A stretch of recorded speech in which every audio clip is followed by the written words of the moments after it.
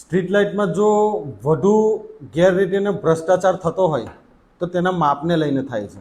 એસ્ટિમેટમાં ઠરાવમાં એમ લખેલું હોય કે ફલાણા ઘરથી ફલાણા ઘર સુધીને સ્ટ્રીટ લાઇટનું કામ, પરંતુ માનો કે 800 મીટર સુધીને સ્ટ્રીટ લાઇટ બેસાડવાની હોય, પરંતુ એકચ્યુઅલ જગ્યા પર 400 મીટર જ બેસાડવામાં આવે છે.